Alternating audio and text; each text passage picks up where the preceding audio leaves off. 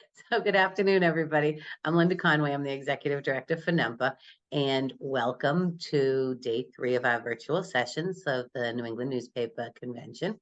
If you have any questions at all, you can either put them in the chat, raise your hand, or the Q&A. We'll be moderating that and calling on you. We're very fortunate today to have Angie Drobnic Holan with us to present fact-checking for newsrooms. Angie's the editor-in-chief of PolitiFact, and she has extensive experience fact-checking the presidency, Congress, and political campaigns. And she was a reporter on the PolitiFact team that won the 2009 Pulitzer Prize for national reporting. She serves on the advisory board of the International Fact-Checking Network also. Angie, I'll hand it over to you. Thank you so much. It's great to be here.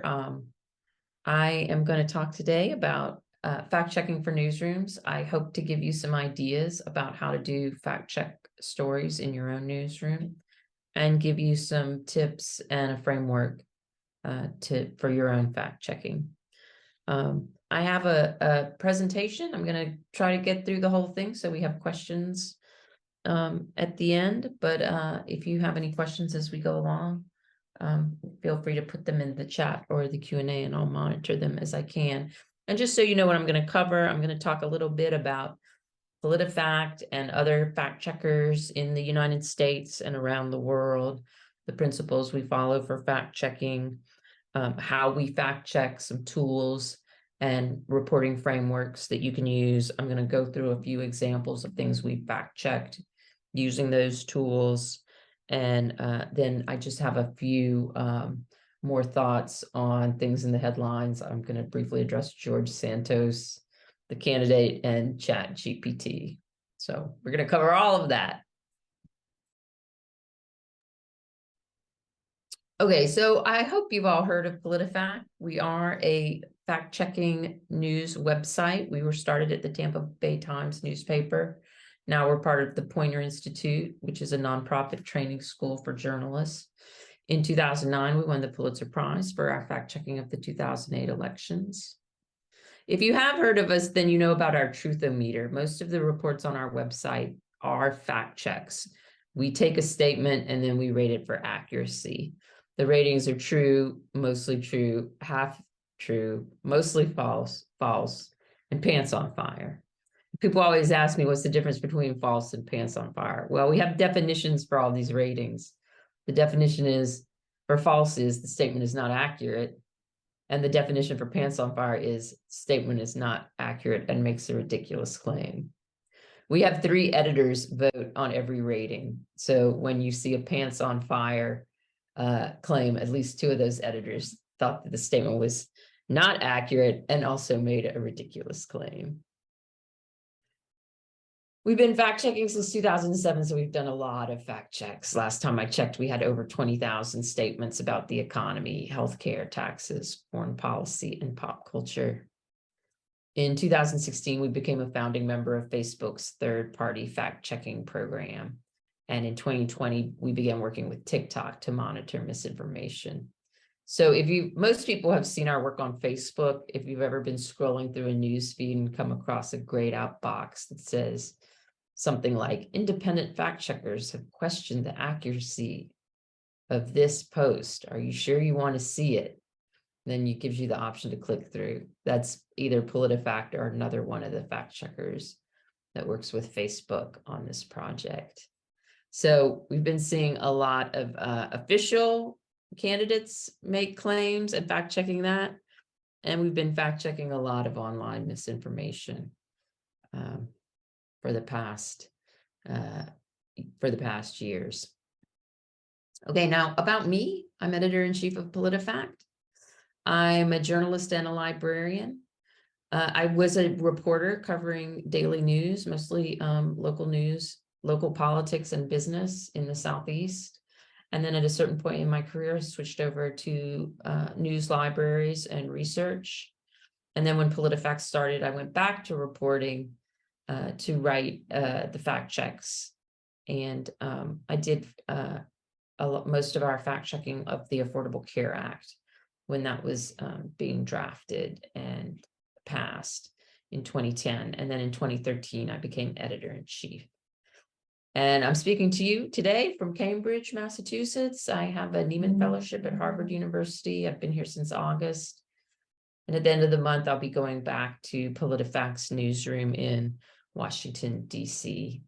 PolitiFact has offices in D.C., and we also have journalists down in Florida at the Poynter Institute in St. Petersburg. Okay, now PolitiFact's not the only US fact checker. You probably heard of some of these other fact checkers. I want to mention them because they'll come into play in a few minutes with how to fact check. So there's PolitiFact, factcheck.org, which is with the University of Pennsylvania, the Washington Post fact checker. Snopes is one of the major US fact checkers. The Associated Press does quite a bit of fact checking. And Lead Stories is another fact checker that focuses mostly on social media. And we're all signatories of the International Fact Checking Network's Code of Principles. Now, I would encourage you, if you want to do fact checking in your own newsroom, to think of fact checking as one of the tools in your journalism toolkit. So, sometimes the right way to tell a story is using a map or a chart, or maybe you might do a Q&A or a profile.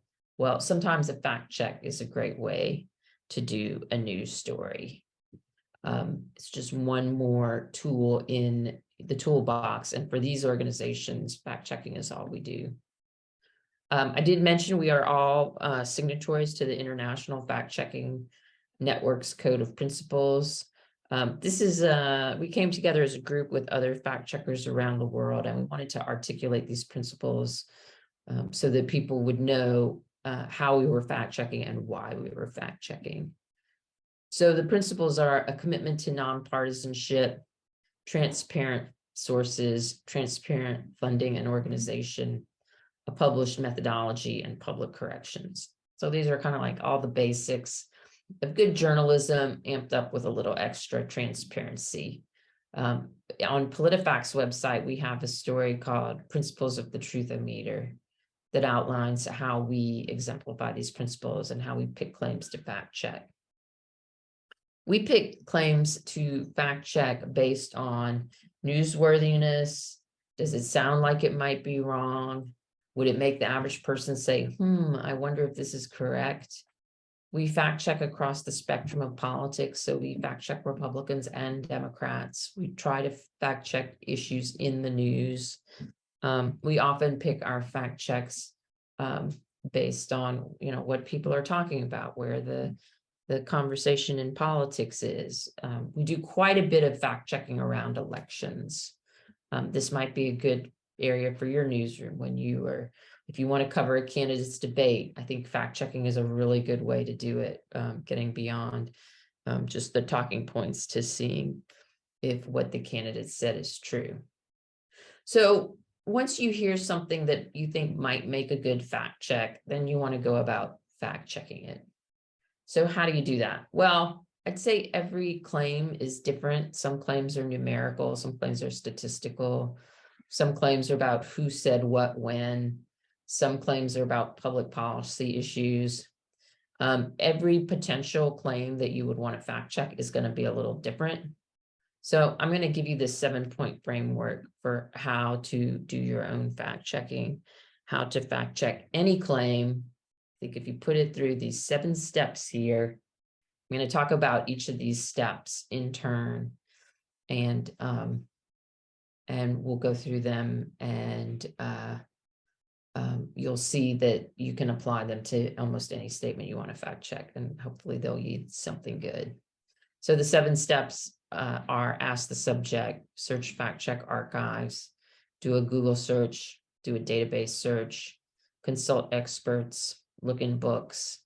And then the 7th step is think about what might you have missed, and then, do it all over again. Okay, so let's dive into these 7 steps. If you don't have them all down, don't worry, we're going to go through each one. So ask the subject. This is how we always start off with our PolitiFact checks, especially our fact checks of candidates or local officials. usually we might send an email or call them and we say, hello, we're fact checking what you said. Can you point us to your evidence? We're doing our own research as well, but we want to include your response in our report. Sometimes this isn't to the speaker themselves. Sometimes it's to a press secretary or a campaign spokesperson. But this is the gist of how we reach out. And what this query does, a few things like, number one, it's fairness, it's good etiquette. You're telling people that you intend to write about them. Oftentimes when they send you their evidence, it helps you speed the reporting process along because you know what they're talking about. I like to say we're doing our own research as well, just to cut off any sort of snotty comeback, like, why should I help you? It's like, well, I mean, we're not asking you to do the reporting for us. We're doing our own reporting. And then we want to include your response in our report. Again, just a good practice of journalism. So like by starting with the speaker, like you might say like, oh, but then they'll know that you're fact checking them. And it's like, well, in most cases, like that's totally fine. They're more than welcome to know that we're fact checking them. Now, there are some cases, especially with internet misinformation, where we can't locate the subject or we're not sure who it is. It's anonymous. There are rare cases where there's a risk of online harassment that we need to be sensitive to. But generally speaking, we reach out to the subject first and we ask them for their evidence. And that just helps speed the process along. Okay, next step, search the fact check archives. Now, fact checking has been highly developed since PolitiFact started in 2007. So there are many times when you're fact checking something that someone's going to have fact checked it first. So you're speeding the reporting process along if you read these fact checks of someone who's looked at it beforehand. I tend to search on PolitiFact because I'm most interested in what we've done. I do that in Google. I restrict my search to the site PolitiFact and then look on whatever topic I'm interested in. Google also has a tool called Fact Check Explorer that you can just Google Fact Check Explorer, and it will restrict your search to the major fact checking websites.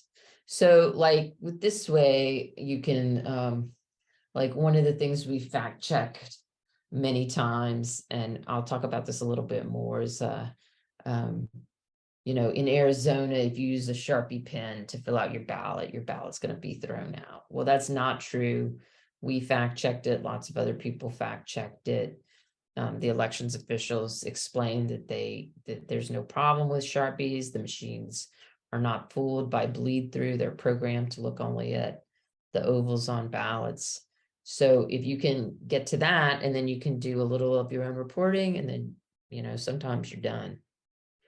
But after I search the fact check archives, then I do a Google search. I know this seems like too obvious to even mention, but I do mention it because sometimes people get so wrapped up in other reporting that they forget to do the basic search. It's really important because you want to see what the public sees. So do your Google search, look through a couple of pages of results, see what you're finding, maybe try searching a different way. Then you can get into the database searches. Now, like I said, every fact check is different, but we often find that we need to go into more specialized databases to look for information that's not available on the open internet. We will use LexisNexis quite a bit. That's a subscription-only articles database. Sometimes we're going into the US Census databases and searching for demographic information. If we're doing some sort of very technical some technical topic or scientific topic, we might use Google Scholar, etc. I know database access is often a matter of cost, and not all newsrooms have access to all databases. In this case, it really pays off to have your public library card, because you can get into subscription-only databases very often through a public library. So if you need access to a database, you can search with a public library card. Now, if you have a contact, like a friend or family member at an academic institution, so much the better. You can ask them to help you do the search in the database. And again, it depends on what the question is, but sometimes, like when we were fact checking Barack Obama versus Mitt Romney in the 2012 election, we were often looking to see what Mitt Romney had done as governor of Massachusetts. And we were using nexus.com to search the Massachusetts newspapers to determine specifics about his record or what he said about coal-fired electric plants and that sort of thing. Okay, then experts. You know, I always tell our reporters, like, don't just do a completely online search. Do try to run it by a human being. Sometimes it's very obvious it's not necessary, but if it's any sort of like questionable thing, I would run it by an expert.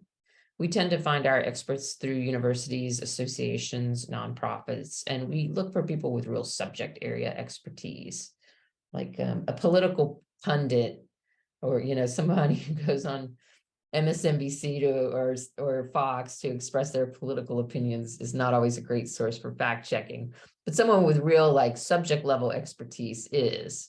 So for example, when we were fact checking COVID, we talked to a lot of scientists and epidemiologists.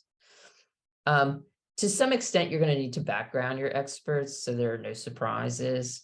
So like during presidential election time, if we're fact checking something and we go to a subject level expert, I would, as a reporter, I would ask them if they were advising one of the campaigns or if they had donated to one of the campaigns.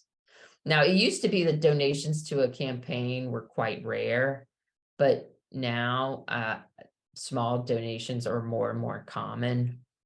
And a lot more people make small donations. I wouldn't say a donation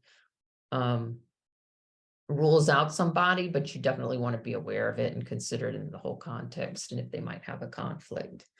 Then also they're like, just Google someone you're going to quote in your piece just to see what comes up. Sometimes you can inadvertently run into somebody who has controversial opinions or outside the mainstream.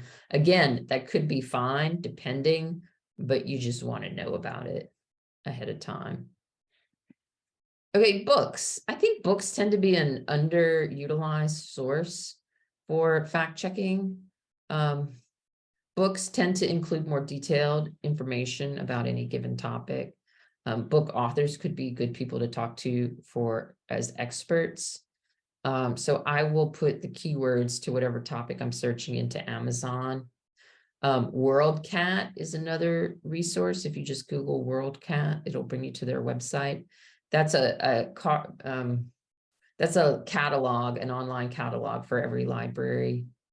Well, I should say many libraries around the world. So like if you're looking for a library book or you don't want to buy a book, or if it's obscure and out of print, you can type your title into WorldCat and it will tell you if it's at a library near you.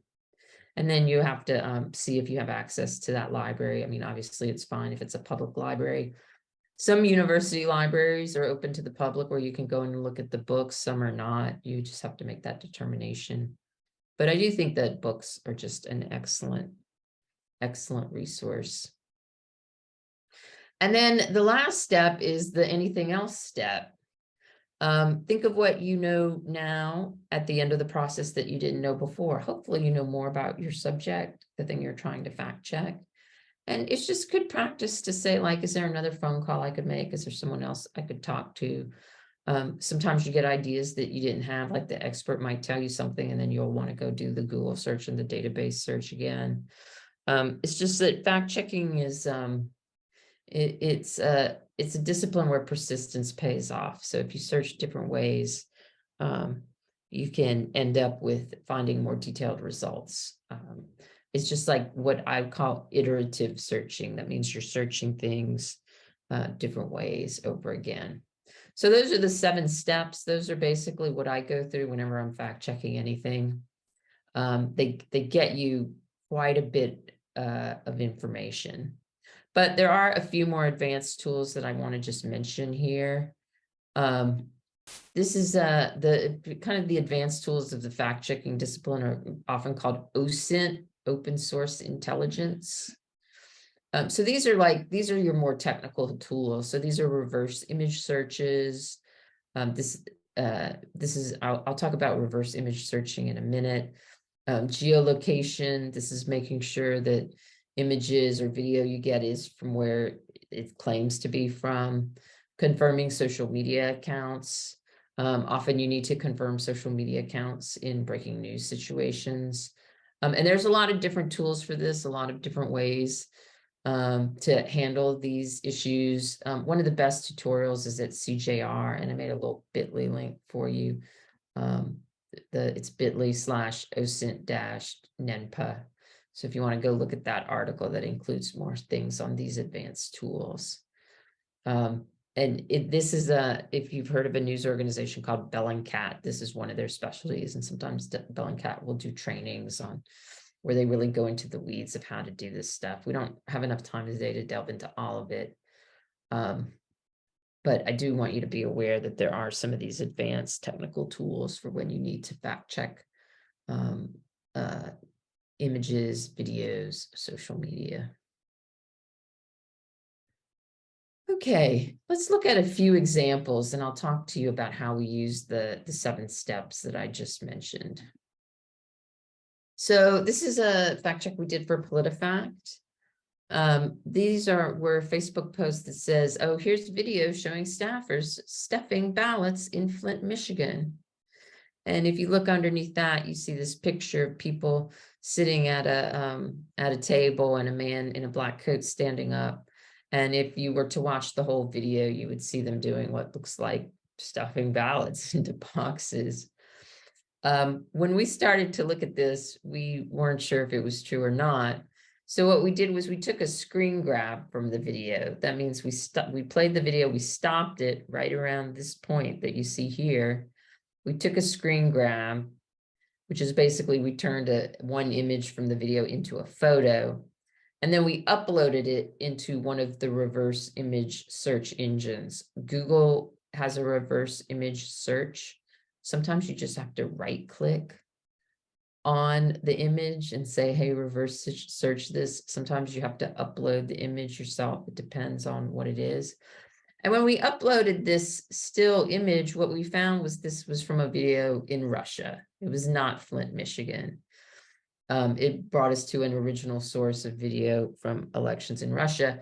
And if you look at the still, one of the hints here that might tip you off are these red squares on the white curtain. And if you can see closely, there's a golden eagle on the red background, and that is one of the symbols of the Russian Federation. So this was a classic case of somebody on the internet taking this video they found from Russia and passing it off as being from Michigan when it wasn't. That got a pants on fire. Okay, this is another one that we fact checked. Election worker brags about destroying Trump ballots, rips up a ballot for DJT on video. When we went searching for this, we found a couple of things. So like the 7 steps I mentioned, the first thing is when we started looking if other fact checkers had looked at it, we found that. And what this is it's a real video of somebody who claims they're destroying Trump ballots, but then later on their Facebook page, they said, haha, look at this video I made. Everybody thinks it's real. So it was pretty obvious that it was not real. It was basically somebody who had made a video. They themselves admitted it wasn't real, and other news outlets had already documented that it wasn't real. So this one got false. Here's another one. This is the one I mentioned earlier. Voters in Maricopa County, Arizona were forced to vote using Sharpie pens that aren't read by voting machines. This one rated false. Again, the source was a TikTok video of a woman in Arizona saying that she saw voters forced to use Sharpie pens, and then she just asserted and their votes weren't counted.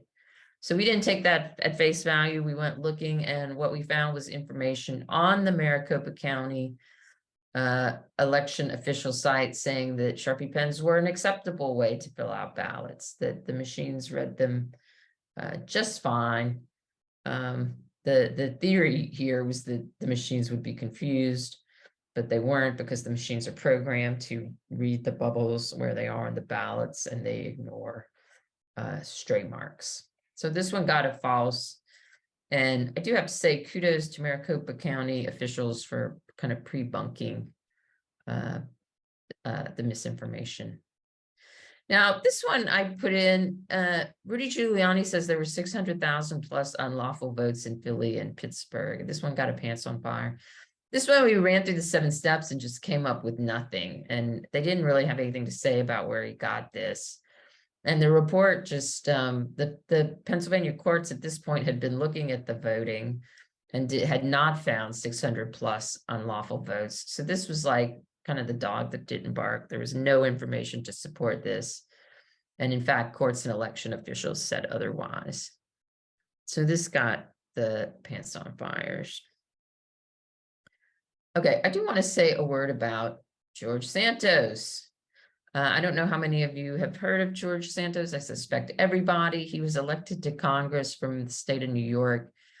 Even though there were many inaccuracies in his biography, this is that he claimed things he said about his background that weren't true. He said his parents died in 9/11. That wasn't true. He said he went to schools he didn't go to, all sorts of claims. So, you know, the question for us is like, how do we avoid this? And I do think that if we're going to cover elections, you do want to make sure that you're backgrounding the major candidates that you are writing about. And you can fact check their biographies just like you would anything else. So you can fact check a resume, like you look at the places they say they worked, when they said they worked there, and you start reaching out to those companies. If they won't give you a resume, you can build a biographical timeline from public statements and see if it matches up. Educational institutions will help you with credentials checks. So like if somebody says, oh, I have a degree in this from the school, you know, you just call the school, identify yourself as a journalist and say, we have a candidate for public office who says they received a degree in this area from your school, and we're trying to confirm that. It's very rare that they wouldn't respond to that because they have an interest in either affirming their students' credentials or in helping police people who are falsely claiming credentials. Now, the schools will not give you like transcripts or anything like that, but they will confirm like attendance, graduation date, and that sort of thing. Then after that, we use public databases to fact check candidates. Sometimes it depends on the jurisdiction, but you can run people through clerks of court websites, see if they've ever been involved in lawsuits, evictions. Certain driving offenses can show up on these sites. Criminal checks vary by jurisdiction. Sometimes you can get criminal arrest records in Florida. Other states, like you can't get them at all. It just really depends on the state and the jurisdiction. But it's worth checking. It's worth finding out where these people have lived and then checking their background. Let me just pause here for a second and say, if you have questions, go ahead and put them in the chat or in the QA, and I'll be happy to answer any specific questions you have about fact checking or about PolitiFact or politics and elections generally. And then my last slide, this is a warning. Watch out for ChatGPT. I am very concerned about ChatGPT and what it means for fact checking.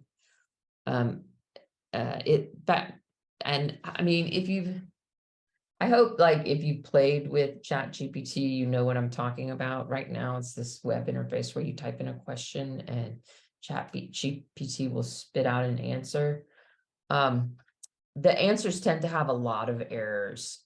So I would not go to any kind of chat engine or AI looking to fact check. I mean, you'd be much better off running your queries through a standard Google search.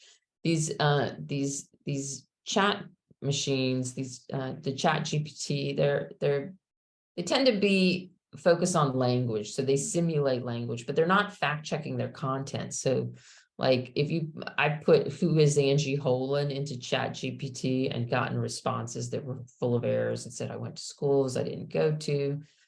I had degrees that I didn't have. They're not looking on the internet. They're more kind of like a language improvisation tool. So just be very careful about this new technology and double check anything that you happen to think may or may not be generated by AI, because it tends to have very high error rates. So with that, it's time for questions. Anybody has a question, they can put it in the chat or the QA. And if we don't have any questions, we will wrap up early. I do want to conclude by giving you my email and my phone number. So if you have any questions about fact checking, you can reach out to me on an individual basis.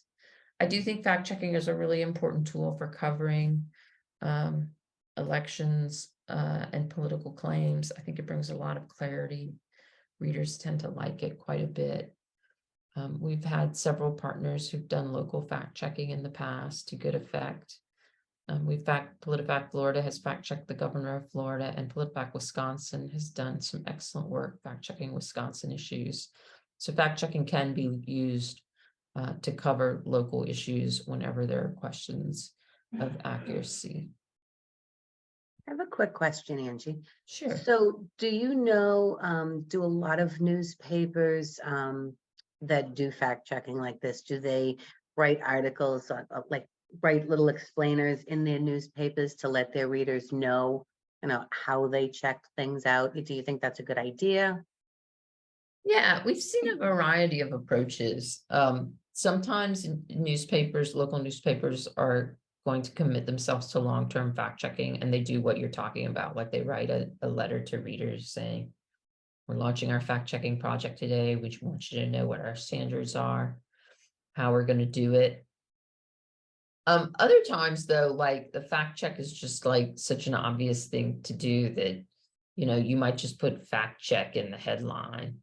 And I think that this wasn't always the case, but these days, I think there's enough awareness around fact checking that people will understand what the journalistic goal is. And, you can just go straight into, so-and-so made this claim today, but, it's contradicted by evidence, and here's the findings. I do think in some ways, like you need to prep your audience for what you're doing. So like if your news outlet has a strong investigations unit or is doing investigations work on a regular basis, sometimes fact checking flows into that very nicely. But if maybe you're more, if you, depending on the atmosphere in your news organization, you might need to introduce it to your readers so that they understand what you're doing and why you're doing it. We do find that on many websites, like the fact check stories do quite well. Readers tend to find the format appealing for its clarity, frankly, so that you can cut to the heart of a complicated public policy issue and people can understand whether the claims that are surrounding the issue are true or not. Right. Well, you've given us some terrific resources. If nobody has any questions, then I guess we will close out. Okay, well, thank you very much, Angie. We really appreciate it. This was really interesting. Thanks for having me. Appreciate it. Bye-bye. Thanks so much. Bye-bye.